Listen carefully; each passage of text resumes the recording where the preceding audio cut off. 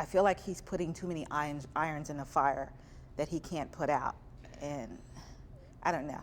It's definitely going in the wrong direction on double ends. When you talk about the war issue, you mean a specific country or just? That's the problem. He's picking too many wars with one over here. I mean, he's just doing too much. And I think that he could have so many people at odds with us. I think that what's going on is that Trump has put the people in the positions, such as General Mattis. They need to decide, such as the Syria strike.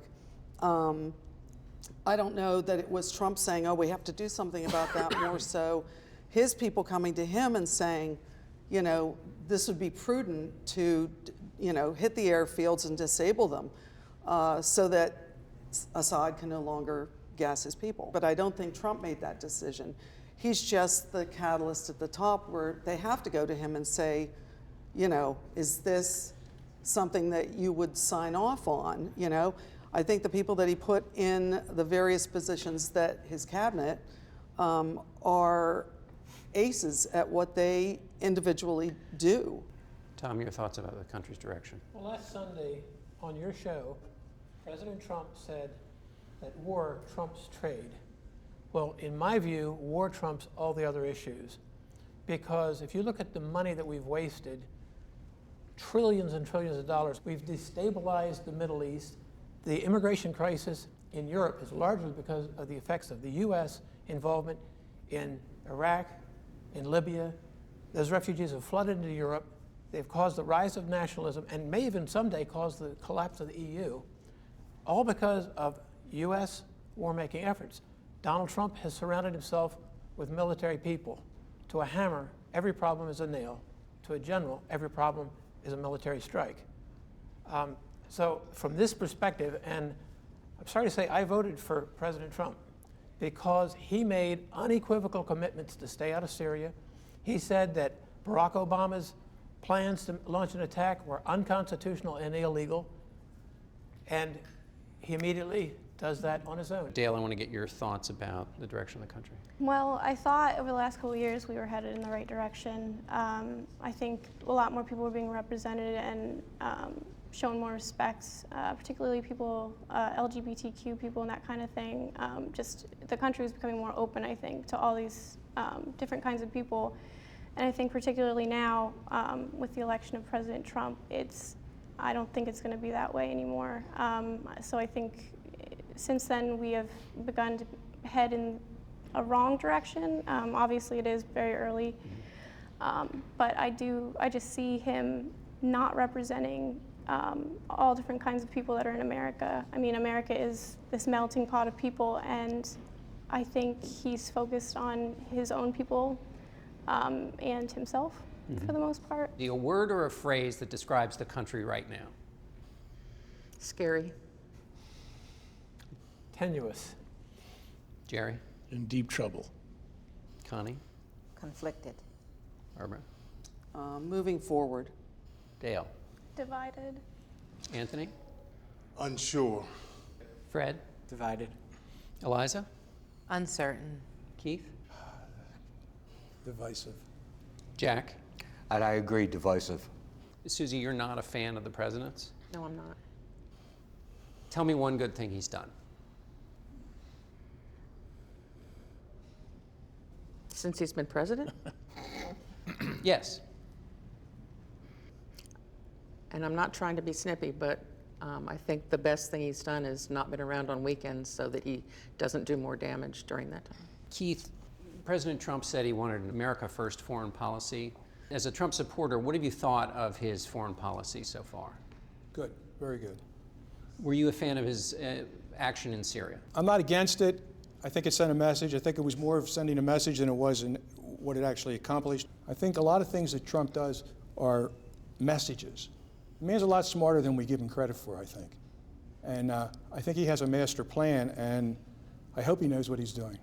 I hope he really knows what he's doing, because we really need a strong leader. Eliza, what do you think is the most important thing, good or bad, that the president has done so far? Good or bad? Good or bad?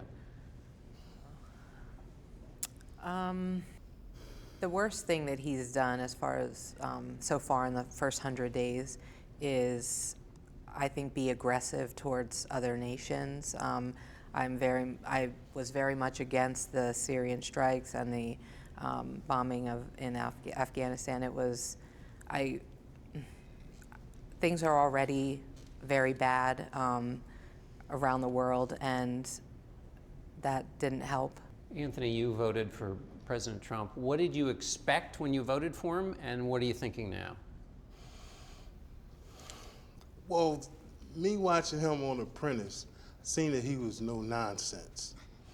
And him being our president now, he still has that same attitude where past presidents, problems overseas, they would take a slow approach like sending in troops on the ground and putting them in danger, where Donald Trump is, I'm just gonna blow you up. And do you think since he's been president, that's the way he operates? Yes, it is. Barbara, what do you think is the best thing the president has done? I think the best thing that he has done is provide the option for our military to seek medical treatment elsewhere when they cannot get in with the VA. I have 3 children in the military, and they're affected by that directly. Dale, what do you think the president should know that he doesn't know? I think he should know that no matter what he does, the media is going to report it. And so he should know that he needs to just do his job instead of paying attention to what the media is constantly saying about him. I think his focus has been on the media far too much. I think he commented in almost any interview I see. And I think he needs to realize that he's going to be reported on no matter what. So he should just do a good job, and then maybe they'll report good things about him instead of him being so concerned about his image. Tom, if you had to ask the president one question, or if you could ask the president one question, what would you ask him? I'd like to ask him about foreign policy, why he campaigned making it clear that he did not want to get us involved in wars, and now he's dabbling with the potential to get us in war with not just Syria, which is nothing, but potentially with Russia and even China. Why is he pushing limits which are absolutely contrary to what he campaigned, what he promised in his campaign? Connie, is there anything about, you voted against President Trump, anything he's doing that you like or might do that he talks about that encourages you? The only thing that I can think of that I liked was that he gave more money to HBCUs. That's the only thing I can think of. Historically black colleges and yes. universities. I mean, that's the only positive right now I can see. Jerry, do you think the president's getting a fair shake? Well, I think the president's getting... You're not a supporter of Donald Trump's, but No, do you I'm think not a supporter of Donald or Hillary Clinton, by the way. I voted for Jill Stein. Okay. And I'm a Democrat. He brings a lot of it on himself. I mean, he can't stop tweeting. Yes. He can't let anybody criticize him without, coming back at them. So it's hard to imagine that, it's an equal and opposite reaction. And so is it fair? Probably not. Is it understandable that he's getting it? Sure. And I don't think a lot of the job he's doing, so. Jack, what is the president's greatest strength, do you think?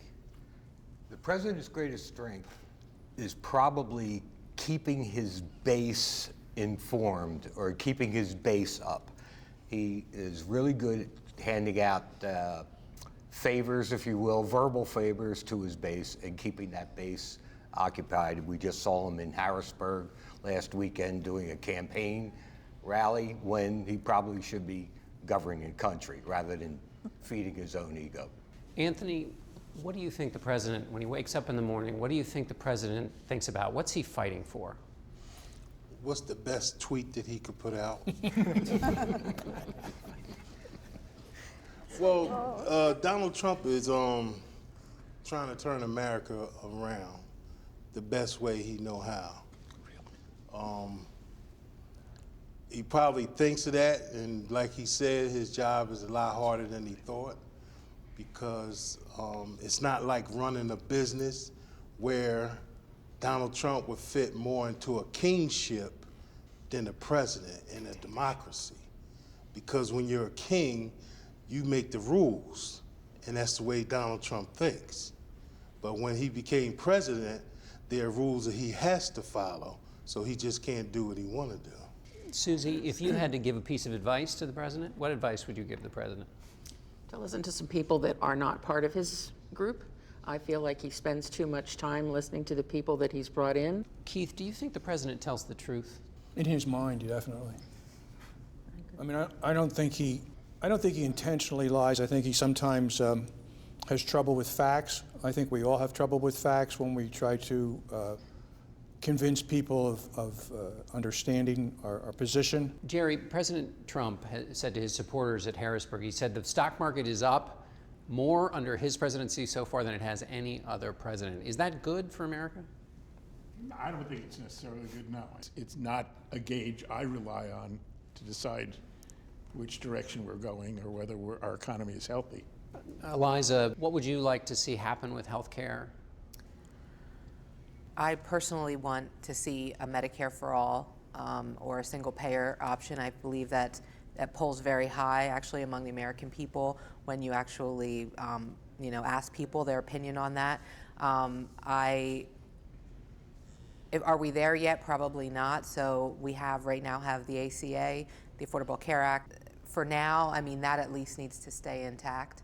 What the Republicans are planning to do right now is upsetting to me and many people because it basically would take away health care for people with pre-existing conditions or, just outright allow them to deny or push premiums up. Insurance companies, why, if we're the best country in the world or number one, why don't we have universal health care? I don't understand why that's not the case. I have a lot of family that live in other countries where they have health care paid for, and all the scary things that we hear about, the possibility that you have to wait forever to get an appointment or there aren't enough doctors and that kind of stuff has not been any of their experience. Jerry, you wanted to add something? Yeah, we are the only country, advanced industrialized country in the world that does not have universal health care. And Medicare for all, single payer, whatever you want to call it, it saves billions of dollars, and it gives it is universal health care. It's about time we got on board with the rest of the world. We would save ourselves billions, and we might be able to improve the health of the people in this country. So, what do you think could be done to get a divided country back together? I think the president needs to start listening to everybody and not just the people that support him because, I mean, that's where all the division's coming from. Those are the people that are against you, and I think you need to be open to listening to them first. Show you're open to listening to them, and then maybe you can start making some changes. Do you in your life, just among your friends or the people in your neighborhood, find that it's easy to talk about politics? Right now, it's a little bit difficult, I think, because you never know what or who somebody voted for, or how somebody voted. I mean, even just the other day I was talking to somebody in my workplace, and it turned out they were a Trump supporter, which I thought, but they also did not like the way that Trump was behaving, and there were lots of points they disagreed with him about, and so that was an interesting thing. Connie, what do you think about the state of race relations in the Trump presidency? It's since he's been elected, there seems to be this rise in kind of people feel that they don't have to be civil and that they can do and say anything. It just seems like restraints have been lifted and people feel they can do anything because he has such a persona of, I'm just going to do and say whatever I feel. I think people have taken the lead from that and are acting it out and feel that they have support in that. And I think that that's an awful way to be. Tom, if you could rebuild those restraints that you also mentioned have disappeared, how would you start it? Well, it starts with individuals. It starts with the idea that people individuals think they're the center of the universe. It's the basis of road rage, it's the basis of rudeness. Yep. Now let's look at our president. Does he look like he thinks he's the center of the universe? Is he tweeting every thought? He's kind of I'm sorry to say, and I voted for Trump, that he is a picture of the problem of people being egotistical. You want to start by telling people, listen, if somebody cuts you off in traffic, it's irrelevant. It's not a personal affront. It's not worth getting out and killing somebody over road rage. I mean, this is a reflection of the whole country. But what I find is my liberal family members and acquaintances don't listen to any conservative programs, and the conservatives don't want to hear any liberal programs. It's time that the president should start listening to the opposition. Every one of us should start listening to the opposition. Every one of us. And it doesn't mean we have to surrender our principles. It doesn't mean that we have to give up. But I think it's time, if we're going to have a country that's civilized, to start backing off on our own egos a little bit, one at a time. Keith, do you look into alternative viewpoints? I agree with Tom completely. The only way you really can move forward in your thinking is by listening to the opposition. You don't have to agree with them, but you have to listen. Why do they feel that way? Why does someone think this is the right way we should be going with something when I don't? I have to know why they feel that way, and then maybe it will change my mind. Anthony, is there a quality from your personal life that you would suggest that politicians should copy? If you could inject them with one value of yours, what would you give them? Love. That surpasses everything. But I want to speak on the mood of the people also. With the protests and everything going on today, with Trump being the president today, it's almost like a stepfather coming into a family of children. The family really don't agree, so they want to rebel. They don't want to go along with their new stepfather's program. So they're going to get out and they're going to do things to disrupt what the stepfather is doing. I really think that over time, when they really see how he can push this country to a better place, that all of that will dissipate because they'll really see what he's trying to do. Now, I'm a Democrat and I voted for a Republican, but I only voted for the Republican because he was the best option at the time. So if he could add some love to all of his madness, maybe the world would be a lot better. Jack, what do you think? What does the Democratic Party mean to you right now? Well, the Democratic Party seems to be lost, and the reason they seem to be, to me, they seem to be lost is because they let the Republicans define who they are. I think they're basically lost and they're rudderless right now, as much as I would like to see them get their act together. Connie, if you were giving an instruction manual to the Democratic Party to get their act together, what would you tell them to do? They have to define who they are. They have to have a backbone about standing up for it, and not be bought out by anyone or swayed because they think they might lose their office. They have to be willing to stand for it. If you're gonna say, I'm standing for this, then you have to stand for it all the way. Jerry, weigh in here either on the Democrats, but also if you could wave a wand and get rid of one thing in politics, what would it be? Well, campaign financing. I would put an end to big money running politics.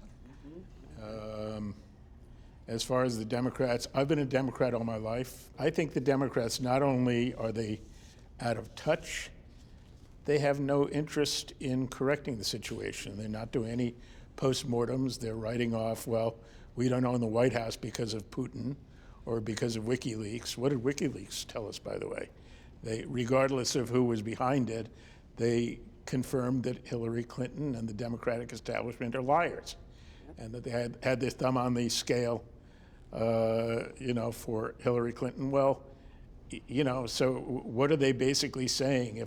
If we hadn't been caught lying, we'd be running the country right now. Do any of you have a story that you hear about all the time that you think this story is not important and I don't want to hear any more about it? We'll go with Russia, okay, because that was one of the things that's driving me absolutely mad. I think Russia has already been proven to not have had any impact on our elections. They did not, drive from polling place to polling place and, hoodwink the machines and whatever. And so to try to keep going on that really makes the Democrats look a little desperate.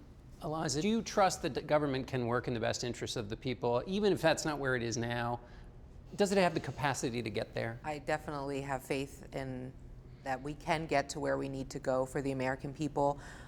One of the things that's happening where I live in Lancaster, Pennsylvania, and just the outpouring of people who maybe didn't care about politics before, never really thought it mattered in their day-to-day life, that I've heard from in a group that I'm a part of called Lancaster Stands Up. People have come out to voice their concerns, but also get activated, get engaged, go door to door, talk to their neighbors, find out, hey, how are you feeling about what's going on, and do you want to make a difference? And I mean, we've held rallies and for immigration and for refugees, and we've had literally thousands of people that have come out and that we've talked to, and so we're engaging with people around, and people want to have a better life for their families and a better government. Have you all generally seen an uptick in political activity in your neighborhoods? Yes. Has that been a general? Oh, yeah. Definitely. Yep.